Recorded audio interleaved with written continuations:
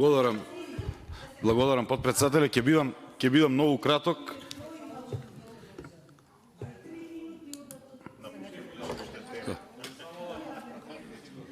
Ќе бидам многу краток, повеќето од она што требаше да се каже, го кажавте. Меѓутоа, еве, она што постојано го апелирам и го кажувам, дури при разгледувањето на оние извештаи од Европската комисија. Тие практично нас треба да ни бидат патокас на каде ние треба да се движиме. Имавме 2013 оценка 3,63, лани имавме 2,51, 2 година имаме 2,61. Битно е дека назадуваме. Но она што е уште побитно е што тој извештај во него содржи препораки.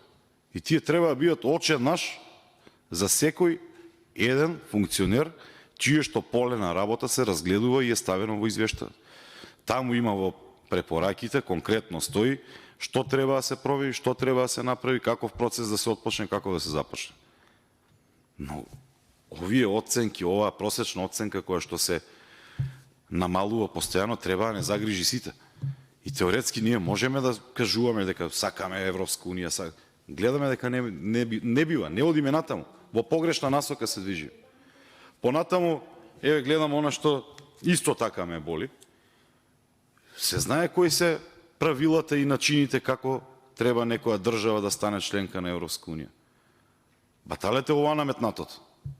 Имаме ние критериуми од Копенхаген, критериуми од Мастрихт, критериуми од Мадрид, дел се административни, дел се економски.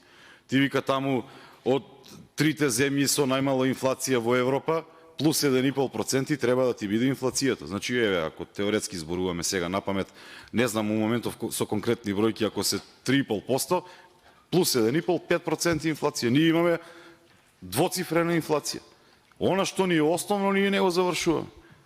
А не па понатаму да гледаме дека треба негде да се оди злоупотреба и силување имаме на правото постојано. Се што не мине, во сите извештања, се што не мине по регуларен пат, оди со европско знаменце. Еве сега ќе видиме од утре, ќе стапат и нови закони у сила, каде што ви кажуваат дека тоа не е како што треба. Нема врска апсолутно никаква со европско знаменце. Какво европско знаменце? Паневропска магистрала била. Ами сега ајде да рече ташмаруниште се наоѓа у Европа и што правиме? Кај е ташмаруниште да го внесеме у Европска унија? Сопот се наоѓа, некна пред 3 дена у Сопот вода пушти у Европска унија. Да му ставиме европско знаменце, да му направиме магистрала. Не оди така. Не може да се злоупотребува и да се силува европското право за некакви лични интереси.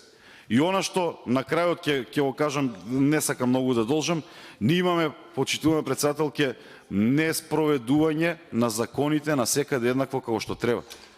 Законите гледаме дека селективно важат и за луѓе, и за места, и за организации, корпорации, и за така натаму. Па сега, што сме ние виновни?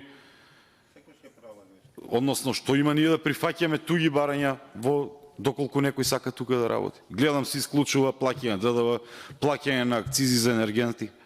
И сега овој сиромашен и напатен народ у Македонија треба да плаќа акциза 17 денари? Багериве што ќе работат за Бехтел Ленка не треба да плаќаат. Народов треба да плаќа ДДВ на една мастика што ќе ја купи од 4 денари, овие не треба да плаќаат. Не може, значи, на крајот на криштата, ете и тие патишта да се направат, се прават за овие граѓани, не се прават за тие од таа корпорација. Законите треба секаде еднакво да важат. Тоа боли.